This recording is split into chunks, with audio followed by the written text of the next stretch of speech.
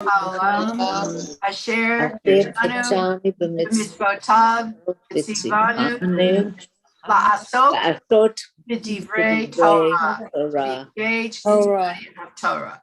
So, my focus this year for this, season, somebody who, please turn. Someone's got some music on. Okay. So my focus this season are the women on the fringes, the other women, the women we rarely talk about, or we don't really examine, or we have a preconceived notion of them.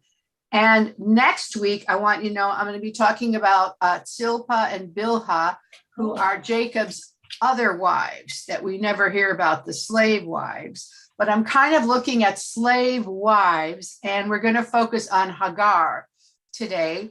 But we're going to talk about Hagar in the Torah and Hagar in the Quran, because it's slightly different. And I have stuff from the Quran about Hagar, because as you may know, she is considered the matriarch of the Islamic people, of the Muslims, because her son Ishmael was a second wife or a concubine of Abraham, and had Ishmael, and they see themselves as all descended from Ishmael and connected to Abraham the way Jews are connected through Isaac.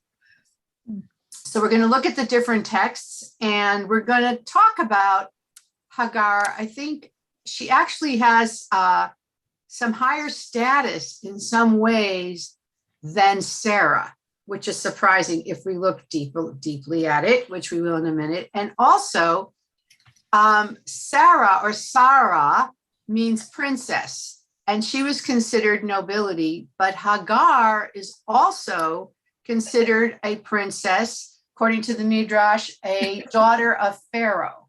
That when Abraham and Sarah went down, I'm just going to review this. We're not doing this text. It was this past week's Torah portion, went down to Egypt. Abraham in the story is fearful that because Sarah is so beautiful, even though she's 65, that they'll kill him to take her if he is her husband. So he convinces her to say, "You're my sister." And Sarah, well, she doesn't say anything. It just happens. So we have to wonder how acquiescent she was. But he says, "Save me." And basically they take Sarah into the Pharaoh's harem, which means he would rape her. He would have sex with her. She would be one of his multitude of wives. And Abraham gets all these riches because of it. And then God afflicts, in the Torah says, Pharaoh, so nothing can happen. And the Rashi and another commentary said that their genitals became inflamed. Pharaoh, so he couldn't have sex with Sarah. And finally, she tells him that she's actually Abraham's wife. And he says, "Why to Abraham? Why did you lie?" Suddenly he's so innocent, and kicks them out, and they go back. And I think that there's some psychological reverberations that now happen in the Hagar incident. So it's the first part is in Genesis 12. And I have the text, and I have it in Hebrew and English, because sometimes the Hebrew, and I've said this, the English translation is commentary, meaning sometimes the translators don't literally translate what's written. They have a point of view, or they want to soften something or change it, and they do. And so it's good to look at the Hebrew and see what was actually written, because sometimes it tells a slightly different story. So I'm going to, and then I found some very interesting kind of feminist 21st century commentary about Hagar and this idea of women, surrogate women, or using subservient women to serve the mistress. And we're going to look at that too. So let's just start, and we'll go back and forth. So here's Hagar, and I'm going to share this. And I'm going to move up to here, Hagar in the Torah. And I'm going to turn, I hope I can, okay. All right, so It says here, this is like an intro. Hagar is Sarah's Egyptian slave woman whom Sarah gives to Abraham as a secondary wife who would bear a child for him. This practice of surrogacy can be found in a number of Near Eastern texts. After Hagar becomes pregnant, Sarah treats her harshly, and eventually Hagar flees from her mistress into the wilderness where God's messenger speaks to her. She is the only character in the Bible who gives God a name based on her experience with the divine. Although the Quran does not tell Hagar's story, a collection of the words of the Prophet Muhammad extol Hagar. They call her Hajar. We'll see that in a minute. Hagar has long represented the plight of the foreigner, the slave, and the sexually abused woman. So usually we see her as kind of a, I don't know, villainous in a little way, but that's kind of the rabbis and the Jewish view. We have to justify Sarah. But if we look at Sarah and Hagar as just women, human women with normal emotions and normal feelings and complex, experiences, we have compassion for both of them. And maybe we can understand both of them. So now we're going to look at the text. And would somebody like to read like the first 4 lines in English for me? From Genesis 16? Yes. Sarai, Abram's wife, had borne him no children. She had an Egyptian maidservant whose name was Hagar. And Sarai said to Abraham, "Look, the Lord has kept me from bearing. Consort with my maid. Perhaps I shall have sorry, I can't read that. A son. And literally, it says to build up. She says in Hebrew that ulai abaneh, I will be built up. But in the word abaneh is also the word ben, which means son, which means I will have a son through her and I will be built up through her. So it's a double entendre. And Abraham listened to her voice. But okay, you see, now here's the first thing. And Abraham. Excuse me, Susan. Yeah. It's Risa. I just would like to know if you can make the script a little bit larger. Yeah. It's very hard to read. Hebrew or both? Say again to me? Hebrew or both? Well, gam v'gam. Yes, I can. Absolutely. There you go. How's that? Oh, yeah. Thank you. Much better. And I'll do it on the other side too. Thank you. Okay. So what's interesting is it says, Vayishma Avraham lekol Sarai. It doesn't, in English, it says, and Abraham heeded Sarah's request, but that's not the translation. What does kol mean? Who knows in Hebrew? Is it cold voice or? Voice. He heard her voice. So what was in her voice? Do you think? It's not that he just heard her request. He heard her call, her voice. So she could have had pleaded with him, been very sad, very depressed. I have no children, consort, okay, I'm going to give you my maid. And even consort, she says, go now to my maid. Bona, please go now to my maid. It's like, I give up. I'm sad. I'm childless. I have nothing. Go and take her. Yeah, but I have a question. Yes. How does this sort of translate to times now with Me Too movement? I mean, I see a woman that had no free will in this. The slave was raped. Well, yes, and we're going to look at that. But this is, if you're going by what they say, the time one, we're talking almost 4,000 years ago. So there's women were nothing. They were property. Their children were property. They were property.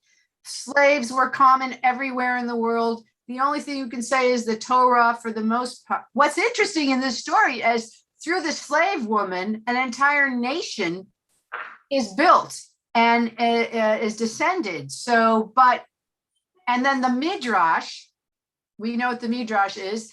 They justify this by saying Sarah was so righteous that both Pharaoh and Hagar said it's better to be her servant than to be a free woman. So this is how the rabbis, explain it. But we're not happy about this, but this is the way it was at the time. Why do we think it was rape? maybe Hagar, as a maidservant, agreed to this. Well, but possibly, of course, and she might have been attracted to Abraham the whole time anyway. But Right. the whole concept here is Sarah gave her, here, take her. I have a slave, I'm giving her to you. It doesn't imply a lot of free will there. No, it doesn't. On the other hand, It's part of the culture. it was part of the culture, and we're going to look about that. After we read this section, I have a description of the culture and then the laws of Hammurabi in the ancient world. But yeah, I mean, on the other hand, she thought she was doing, I think she was a young, beautiful girl. So just remember, Sarah was giving her, if the husband is the premier person, she was demeaning herself in a way in order to give her husband the descendant that God had promised him. Because, I mean, maybe she said, well, I guess it's not coming through me. And God blessed and promised Abraham, am I going to stand in the way of his blessing? So it's both.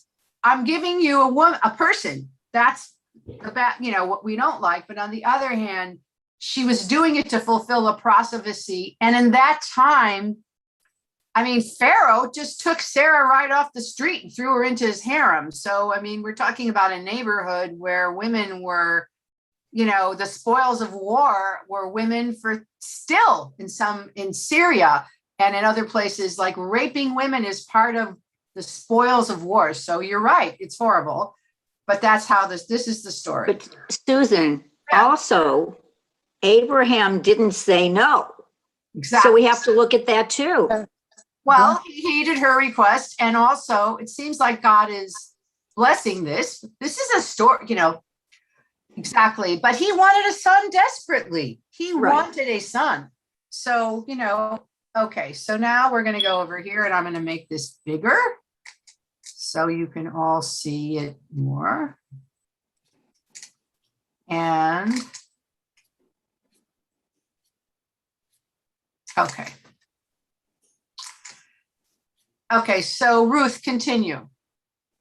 So Sarai, Abram's wife, took her maid Hagar the Egyptian after Abram had dwelt in the land of Canaan 10 years and gave her to her husband Abram as concubine.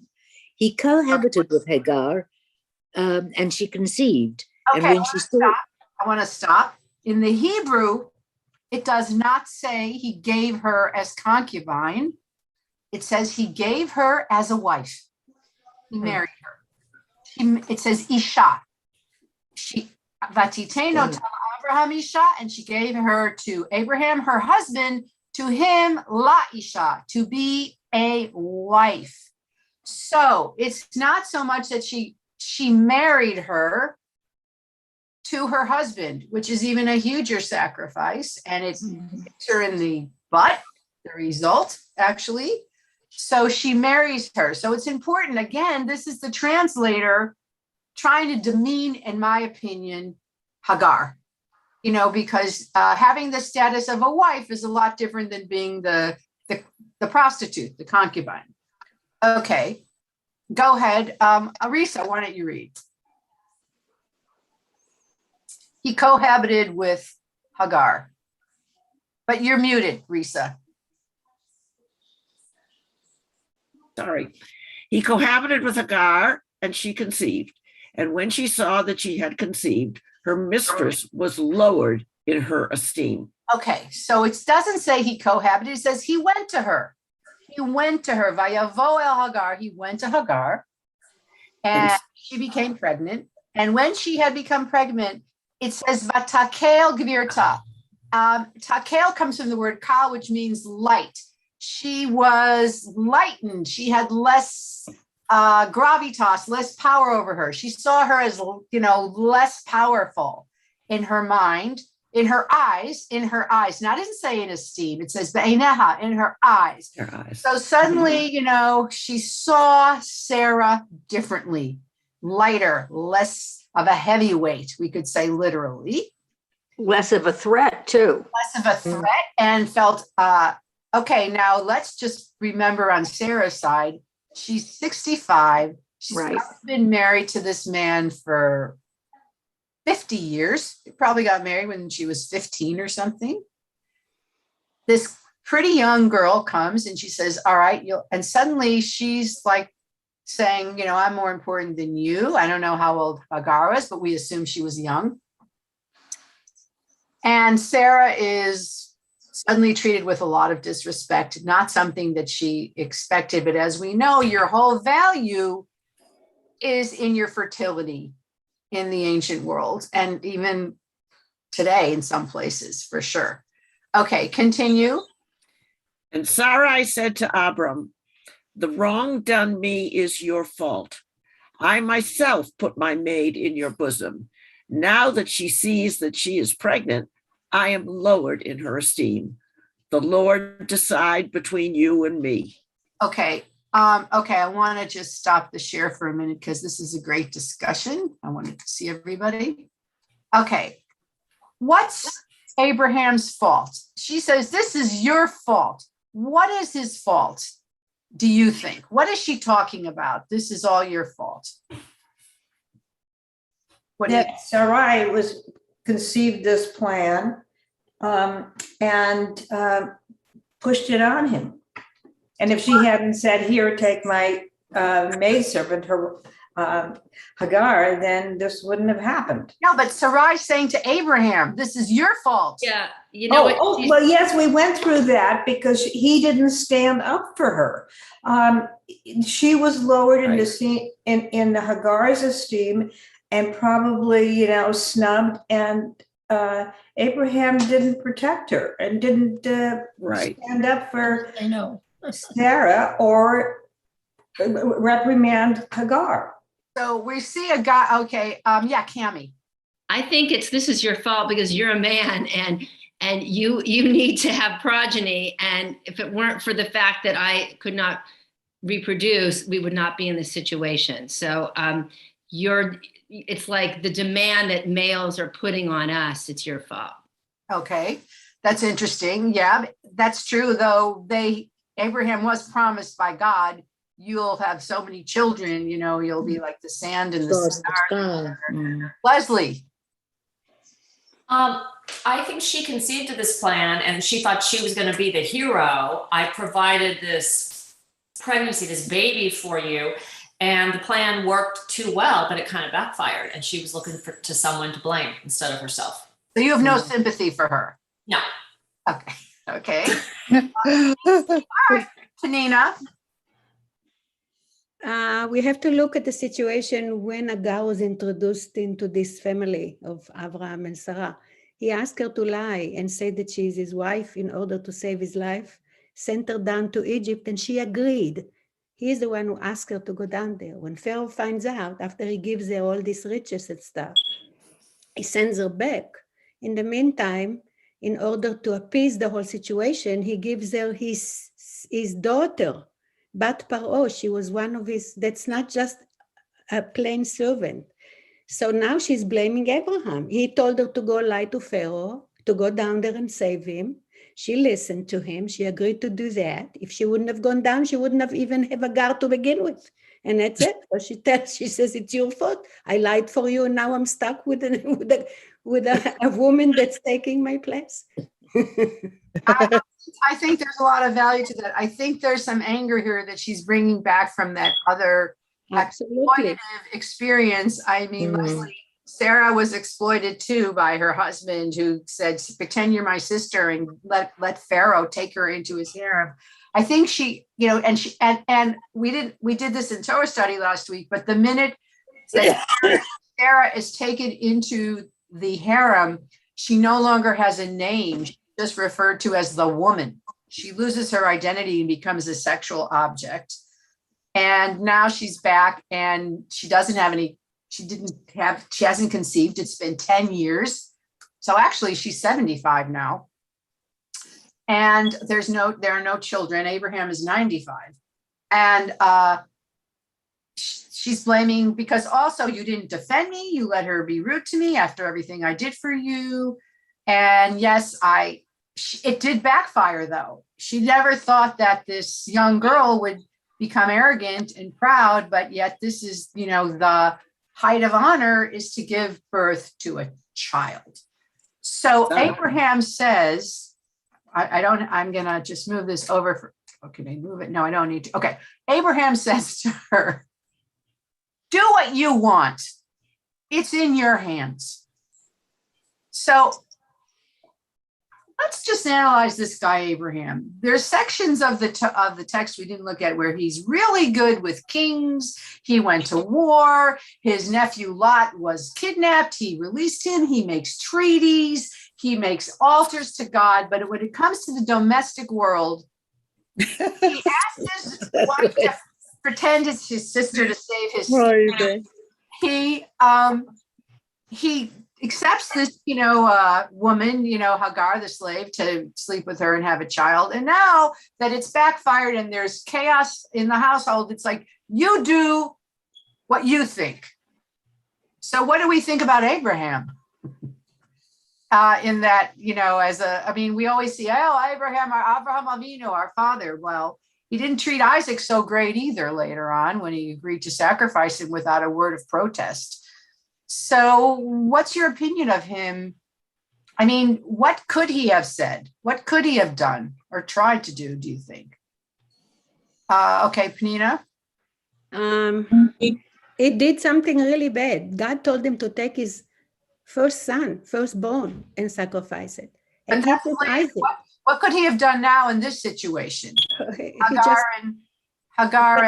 He doesn't do much. He told her, do whatever you want, and that's it. He wants peace and quiet wherever it's comfortable for him. Amen. You women, stay in your tent. Don't bother me. Phyllis. He's not taking any responsibility for the situation. He is having a child with this woman, and he just is kind of tossing her off. And he could have tried to make peace between them and create some kind of community. It probably would have not been easy, but he didn't even attempt to do that. Okay, so this is curious though, because I just read a thing. And then says Sarah tormented her or tortured her. I don't think physically, but emotionally or whatever. Maybe she beat her. I don't know. And Hagar ran away. So it's curious that Abraham wasn't more protective of his unborn child. If I can say something, that whoever wrote this gives Abram a lot less agency. I mean, he didn't come up with a suggestion. He feels that Sarai put him in this mess, and now she has to deal with it. And he doesn't seem all that thrilled about having a baby with Hagar. Otherwise, as you said, he would have protected her, or he never shows any appreciation for this pregnancy. Or he's just a weak man when it comes to relationships with women, because once Ishmael is born, he loves him very much, and he is thrilled, but he is being very weak.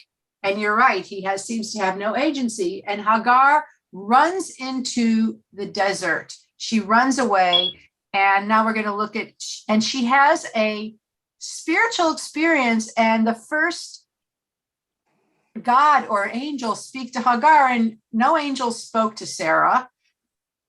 No angel, actually God has a connection with Rebecca, but not Rachel, not Leah. And so let's look at this. Where's the share place? Share screen. Okay. Hagar. Well, God will have a relationship with Sarah in the announcement of Isaac. Yeah, but she's hiding in the tent. She's not really. Yes. She hears it, but it's not like this. Right. Okay. So here we are. Abraham says to Sarah, your maid is in your hands. Deal with her as you think right. You do what you think. And Sarai treated her harshly, but the word in Hebrew is ta'anaha. And that could be physical pain too. It's some kind of affliction or torture even. And she ran away. And an angel found her by a spring of water in the wilderness in this road of Shur. Okay. And she ran away. And here we go. And it says, Hagar, slave of Sarai, where have you come from and where are you going? She doesn't know where she's going because she just says, I'm running away from my mistress. She has no idea where she's going. And the angel of the Lord said, go back to your mistress and submit to her harsh treatment. And the angel of the Lord said to her, I will increase your offspring and they shall be too many to count. So what's interesting is that they say the angel 3 times. Oh, wait, 4 times. Wait, 1, 2, 3, 4. Because here it says, and the angel of the Lord says, again, you will have this child. So Rashi they say she's a very brave woman. She wasn't afraid. And actually, why does it say each time and the angel of the Lord said to her? And in the Torah, every single word has counts because 4 different angels spoke to her. One came for one thing, then another one and another one and another one. So she was in communication with these different angels. And they say to you, go back and submit to her harsh treatment. Why do you think you should do that? Why do you think that the angel, okay, and there's another thing, and it says, and we're going to look at this, the angel of the Lord said to her further, behold, you are with child, and you shall bear a son, and you shall call him Ishmael, God heeds, for the Lord has paid heed to your suffering. Okay, so. Rabbi, may I say what? Of course. I'm looking up the word sure, and it says a body that provides counselor to a leader. In this day and age, now we're brothers, half brothers, Muslims and Jewish people, Abraham and Ishmael. South Israel, and we want peace. So I'm just going to say Abraham heard her voice. I think that God's going to use a woman in this present day, modern day, to change it around a little. That's all I'm going to say now. But I'm listening to what you're saying about how the angel came and brought her back because God knows the future and this is what's supposed to take place. That could be the case. What's interesting, though, and there's a commentary, it says, behold, you are with child. Okay, so we'll see this later, but this is an annunciation, kind of like Hannah was told you will have a child, and Mary in the New Testament is told, behold, you shall have a child. So there's this idea, and Hagar is the one, though the angels do come to Abraham and say you will have a child, but to the mother, it's not Sarah that's told literally, it's Hagar. And then the rabbis say, well, doesn't she know she has a child? Why does the angel tell her you have a child? Okay, Risa, you're smiling. Do you have an answer? Well, that's the question. Is we said that Avram did not take care of his child. Maybe he didn't know she was pregnant. She might have known she was pregnant, but obviously it wasn't really known yet by them.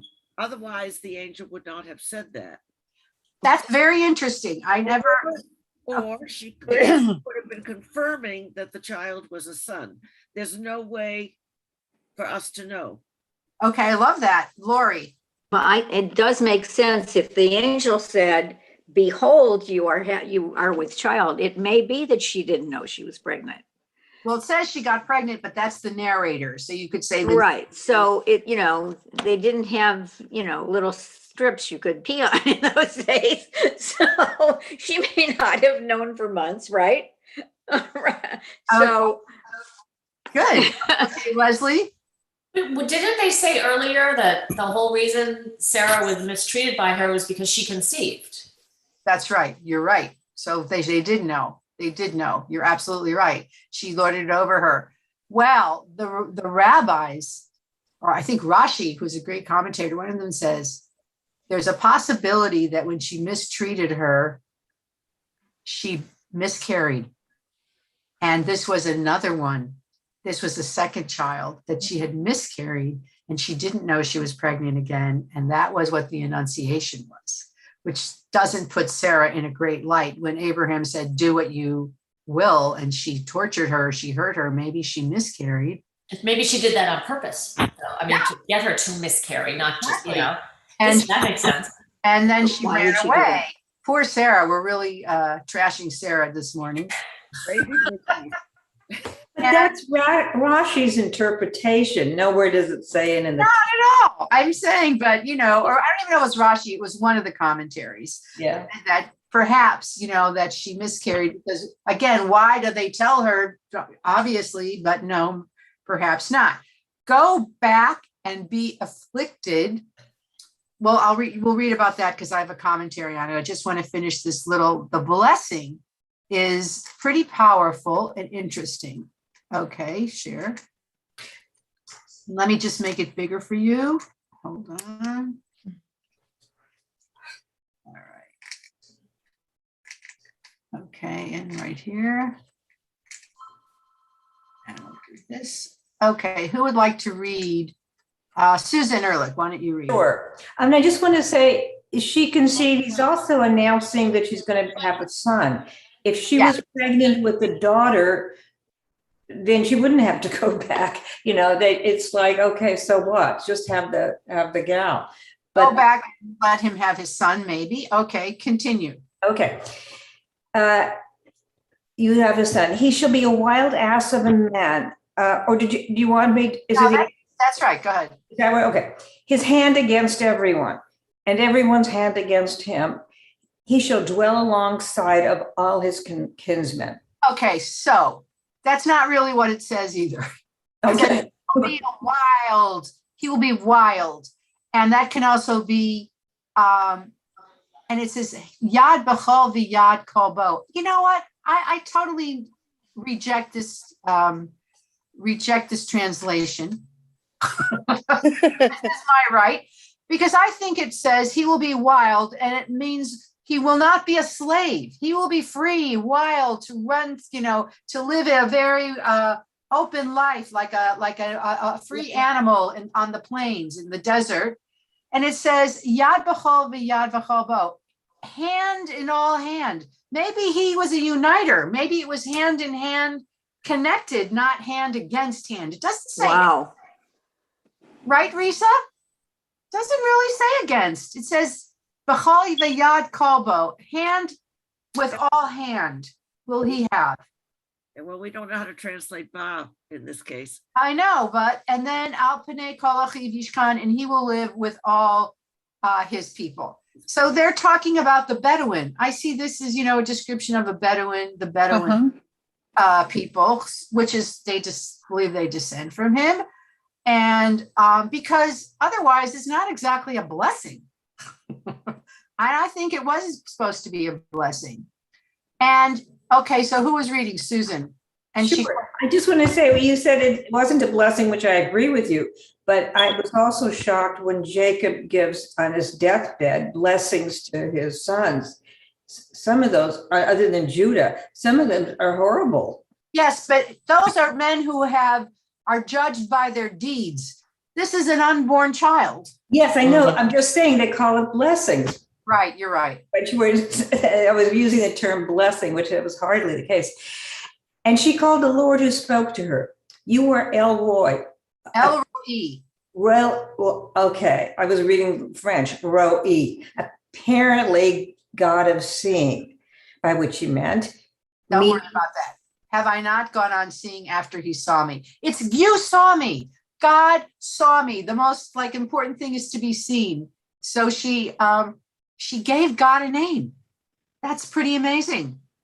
And therefore the well was called Ba'er Lahai Roi. It was called the well of the living one, B'chai Roi, who sees me. So that's the well of where she was. So she was next to a well. And Abraham had a son. Hagar bore a son, and his name was Ishmael, and he was 86. Okay, now yes. I think Leslie, you should read this because you're gonna. I've got pizza. I got a couple of slices. Surrogate. Yeah. Okay, Lori. Okay. The slave surrogate. Do you need me to make this bigger? No, I'm okay. So Hagar is Sarah's Egyptian slave woman who Sarah, later Sarah, gives to Abram, later Abraham, as a wife who would bear a child that would be considered Sarah's. Although it bears a resemblance to modern technological surrogate motherhood, this custom may seem bizarre. However, cuneiform texts of the second first millennia BCE Hello? attests to this custom in ancient Mesopotamia. Whoever's on the phone, please mute yourself so we don't hear you. Do that again about the cuneiform texts. Sorry. However, cuneiform texts of the second and first millennia BCE attest to this custom in ancient Mesopotamia. The first such text from the old Assyrian colony in Anatolia dates from around 1900 BCE. A marriage contract, it stipulates that if the wife does not give birth in 2 years, she will purchase a slave woman for the husband. Oh, that drives me nuts. Wow. The most famous text in the Code of Hammurabi, number 146, concerns the marriage of a Naditu, a priestess attached to a temple, who is not allowed to bear children. Her husband has the right to take a second wife, but if she wishes to forestall this, she can give her husband a slave. In the world of the ancient Near East, a slave woman could be seen as an incubator, a kind of womb with legs. So that's exactly what you were saying, Leslie, right? Okay. Lovely. Surrogate mother. I'll finish this with the last paragraph. Okay. Sarah and Abraham see Hagar in this role and never call her by name. Hagar, however, sees herself as a person and, once pregnant, does not consider Sarah a superior. She looked with contempt on her mistress. Sarah, in turn, abuses her. The Hammurabi law acknowledged the possibility that the pregnant slave woman might claim equality with her mistress, and they allow the mistress to treat her as an ordinary slave. This may be what Sarah is doing. However, Hagar is not passive. So we see that, this supposedly took place in 1800 BCE. This was the norm, that she wasn't a person. She was a slave. She was a womb on legs, and that Sarah had the right to treat her this way. And if everybody's doing it and there's no one saying don't do it, I mean, you wouldn't know that it was wrong. Though we, of course, see it as wrong. And what's interesting about the Torah is that the Torah sees it as wrong. You know what I mean? I mean, even though Sarah may not and Abraham may not, the Torah clearly sees it as wrong, which is pretty, insightful, because she leaves and an angel appears to her and blesses her and comforts her, and though she has to go back. But there's something interesting about this parallel, because they say that the way she has to go back there is the way the Israelites had to go to Egypt, and that you had to be a slave before you could be free. They try to find all kinds of connections. But the Torah is not thrilled about it, even though our characters are in sync with their times. Okay, so now let's just read about this special thing with God. Who would like to read? Cindy, would you like to read? You make it bigger? Bigger. Of course. All right. Let me do it here.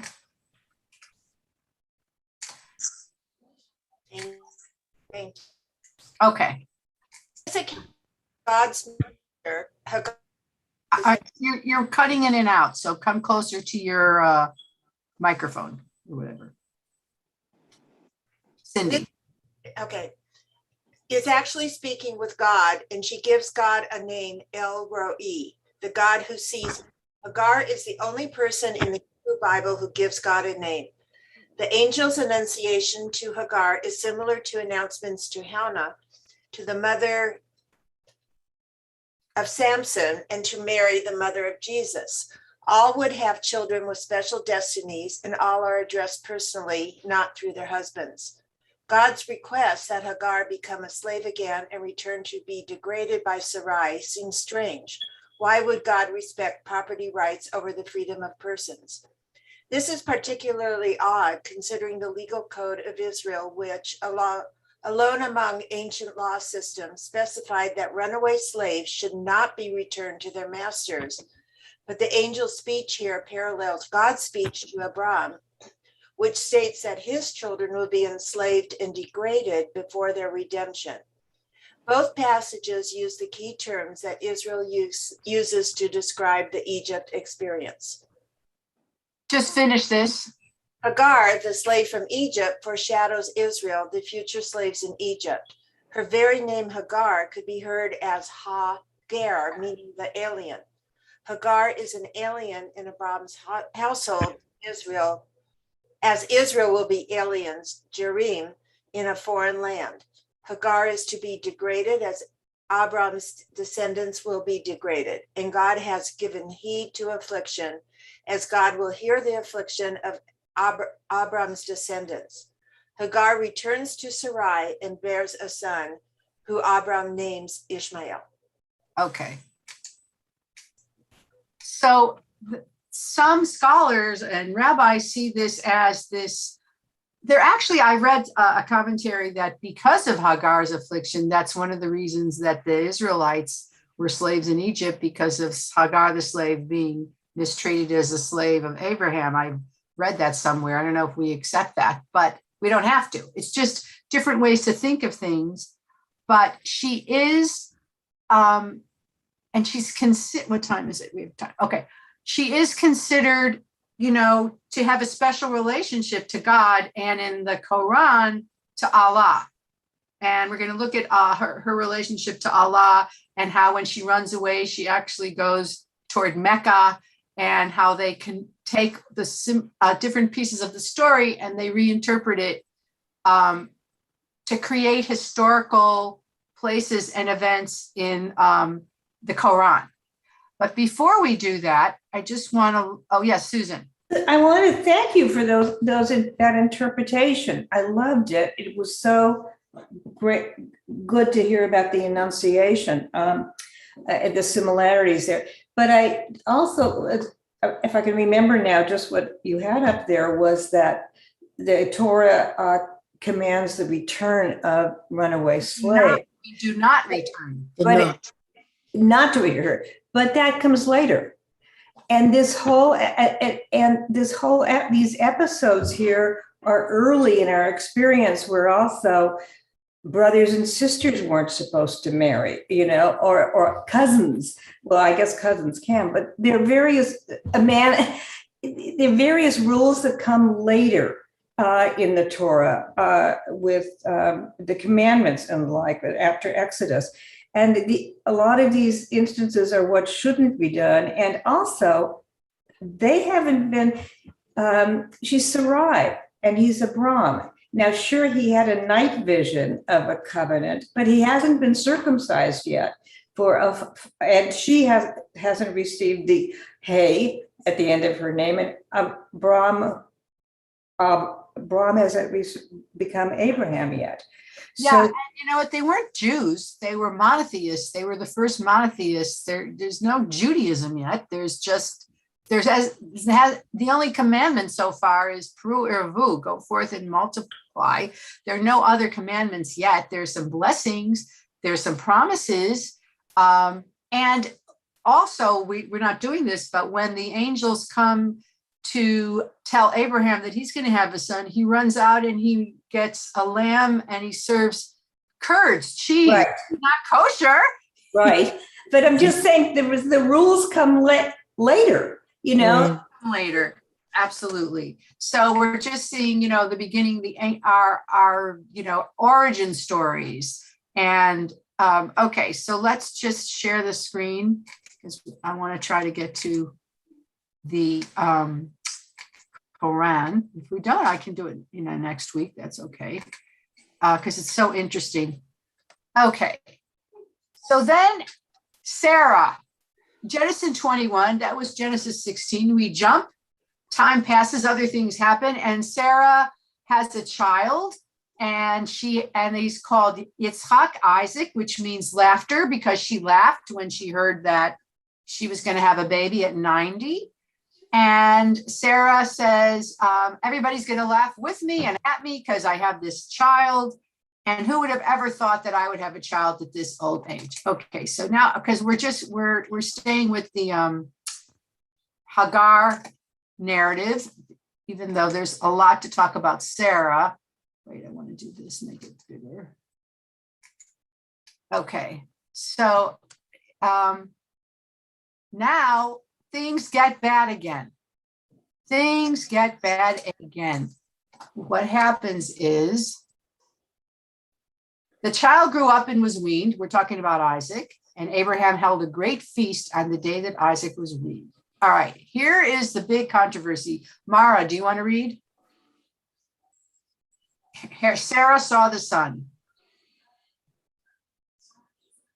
Sarah saw the son whom Hagar the Egyptian had borne to Abraham.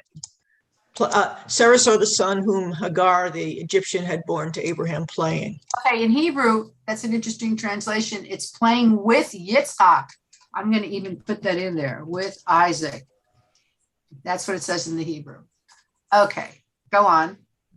She said to Abraham, "Cast out that slave woman and her son, for the son of that slave shall not share in the inheritance with my son Isaac." Keep going. The matter distressed Abraham greatly, for it concerned a son of his. But God said to Abraham, "Do not be distressed over the boy or your slave. Whatever Sarah tells you, do as she says, for it is through Isaac that offspring shall be continued." Are called, he says. Called for you. You through your offspring. And as for the son of the slave woman, I will make a nation of him too, for he is your seed. So, okay, here is a big controversy. What did Sarah see? She saw them playing. Why would that make her say, get that woman and that slave woman and that boy out of here? What did she see? What do you think she saw? Or what was the feel of what? Possibly an abusive kind of playing. It was playing for Ishmael, but it certainly wasn't playing for Isaac. So Isaac was 3 years old, don't forget. Ishmael was 17. Okay, because he had been circumcised when he was 13, and then Isaac was born, and you usually get weaned when you're 3. So Ishmael was 17, even though it makes no sense later when they start calling him the child. But hold on, I'm going to get rid of this. Okay, and so yes, any other ideas of what they saw? Leslie, what she saw? I saw something different. I mean, as you could probably tell, I know a lot less about all these stories. So I'm coming from a completely blank slate. I see the opposite. I see her seeing 2 equal sons.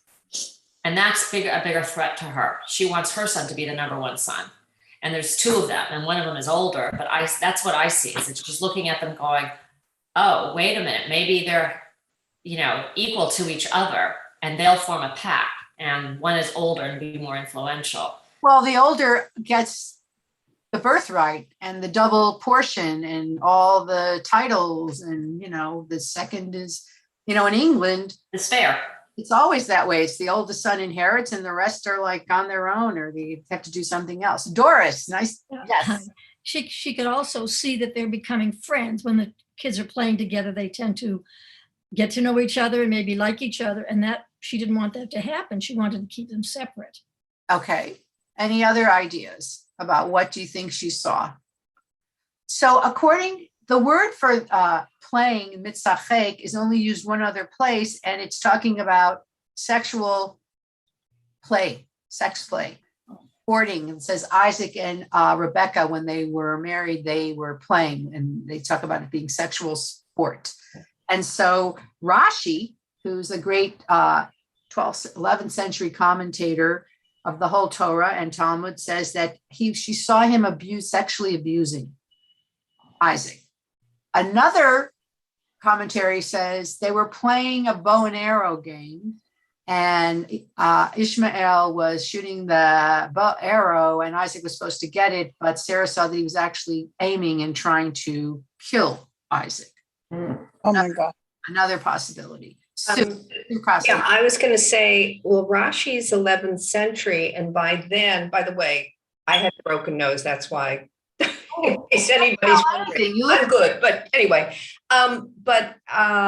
there's been already the rise of Islam, and it has taken over that part of the world. So it would stand.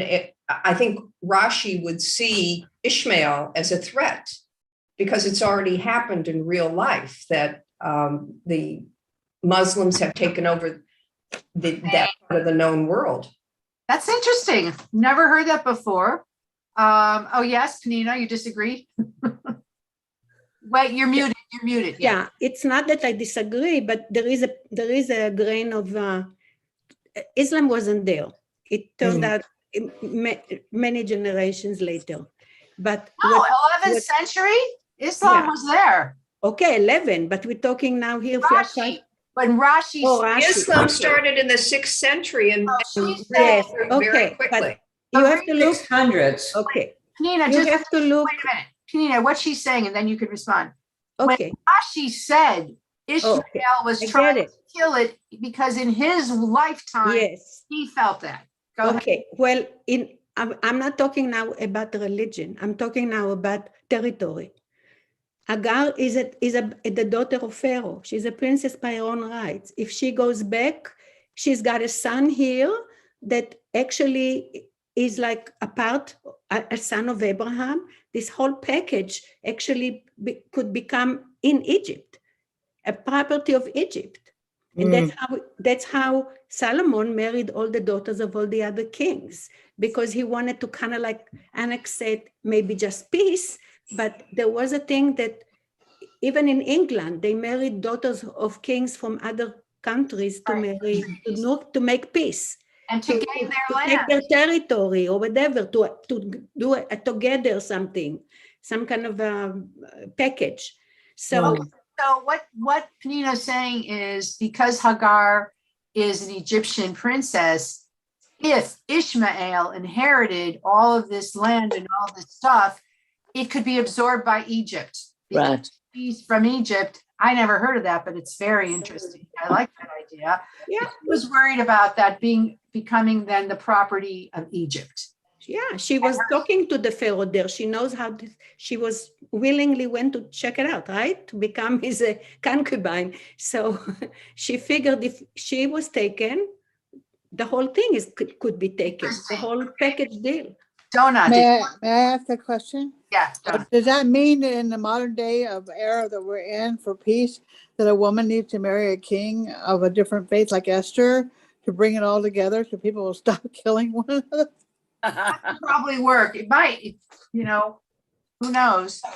I'm talking territorial, because eventually Hagar did go back to her people. And we're going to look at that right now. Yeah. And Abraham, after Sarah left him, when she got mad that he was taking Isaac to be the sacrifice instead of Ishmael, the older, she left him. She went back to Hebron to live in her own tent. It says Ohala. She was a princess. She had the domain of her own in Hebron.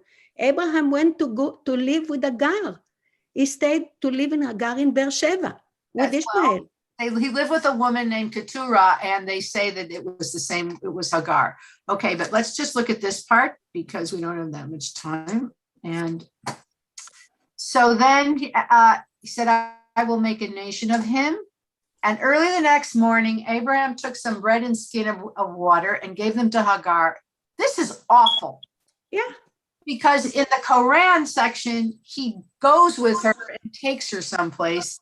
In this Torah, he placed them over her shoulder together with the child, and suddenly he's a yeled. It's weird. And sent her away. He just said, okay, bye. Here's some water and some bread. Good luck. Goodbye and good luck. It's terrible. And she wandered around in the wilderness of Beersheba, and the water was gone from the skin, and she left the child under one of the bushes and went and sat down at a distance a bow shot away, for she thought, let me not look as the child dies. And she sat there and she burst into tears. And God heard the cry of the boy. This is interesting. And when they call him here, it's a na'ar, a lad. So maybe to her, he's a baby, but in reality, he's a teen. That would be an interesting thing, because when she's referring to him, he's a yeled. A yeled is a child, a little boy. In Hebrew, God hears the cry of the na'ar, which is a lad, a teen, so to speak. And the angel of a God calls to Hagar from heaven and said, what troubles you, Hagar? Fear not, for God has heeded the cry of the boy where he is. Come, lift up the boy and hold him by the hand, for I will make a great nation of him. Then God opened her eyes and she saw a well of water, and she went and filled the skin with water and let the boy drink. And he's a Na'ar, he's a lad. So maybe suddenly she saw him as a young man as well, because they don't call him a child. And God, I cut out this word. And God was with the boy, and he grew up, and he dwelt in the land, in the wilderness, and became a bowman. He lived in the wilderness of Paran, and his mother got a wife for him from the land of Egypt. So as Nina said, she went back to Egypt and got him an Egyptian wife, and he grew up. And Sarah never lived to see her son get married, but Hagar did. Sarah dies at the point where Isaac is, almost sacrificed. So Hagar actually has more pleasure from her child in the end than Sarah does from hers. And then I want to just show you, because we have a short time, and I can send this to anyone who wants to see this. Okay. This is the part, the stuff in the bold is the actual text. The rest is description. But what happened was Abraham took Hagar and Ishmael, and he gave them water and dates, a bag of dates. And he was leaving them behind. And she says, "Oh, Abraham, why are you going, leaving us in this valley where there is no person whose company we can enjoy, nor is there anything there?"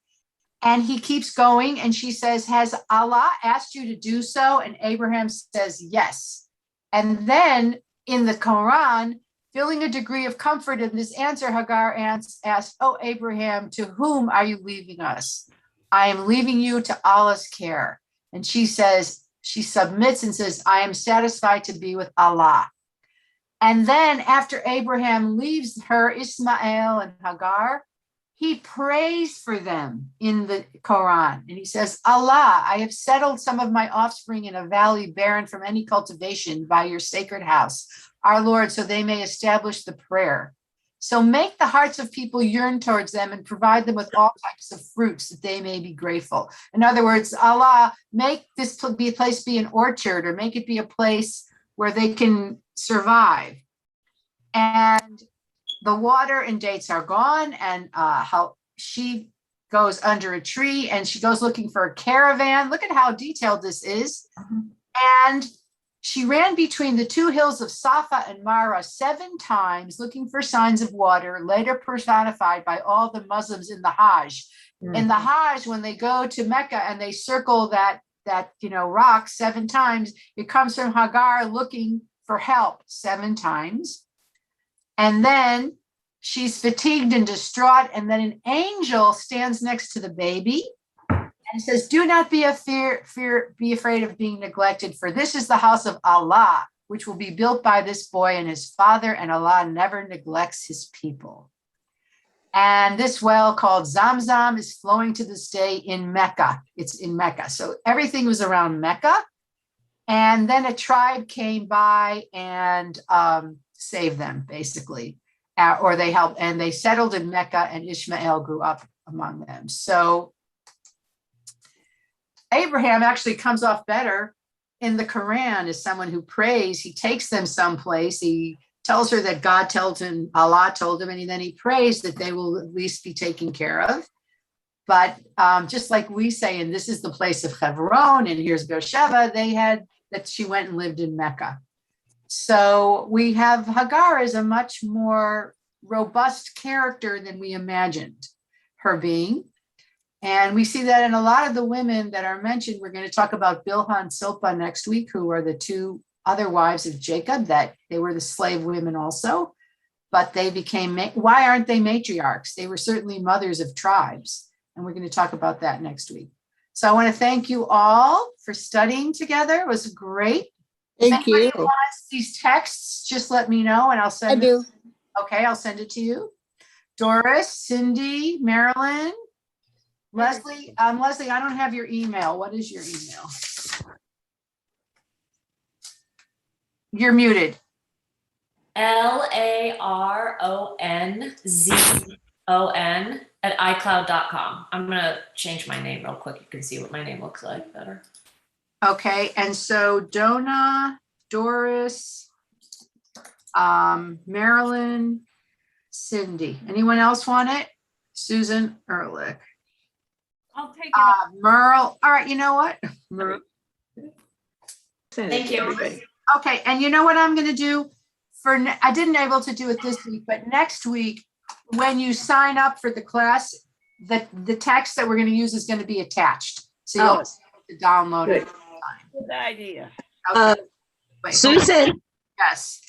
Susan, Yes. Is it next week or the week after? 2 weeks. In 2 weeks. Yeah. Okay, I just wanted to make sure my Yeah, calendar. 2 weeks.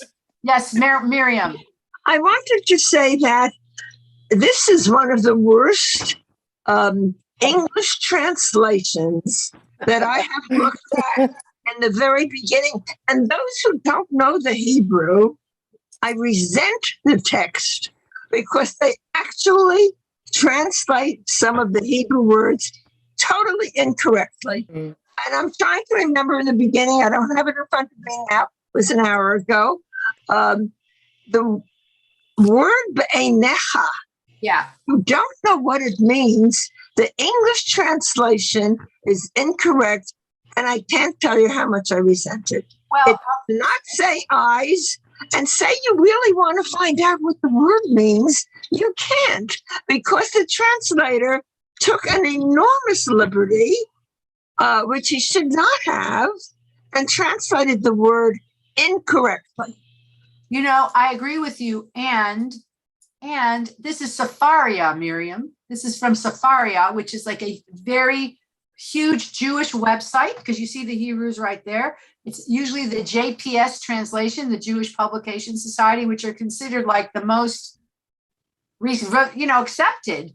And I agree with you. Sometimes I'll look at a Christian translation, and it's more literal. I'll go to the there's the new the new Bible version, English version or whatever, and it's more literal. And so I agree with you. And that's why I often use that one instead. So I just want to look at who else asked me for a copy. You can call the NIV, Susan. Okay, sure. Bruce. I think Risa wants one. Risa, you want one too? Risa, yeah. Everybody wants one. All right. I think I do too, if you don't mind, Susan. Okay, not at all. Thank All you. right, everyone. Thank you so much. And Thank you, Susan. This was great. This was great. Thank you so much. Thank you Thank you so very much. much. Have a great Bye, week. ladies. Have a great day. That was very, very Everybody interesting. have a great day. Thank you, Susan. Thanks. Bye, Miriam. Bye, everyone.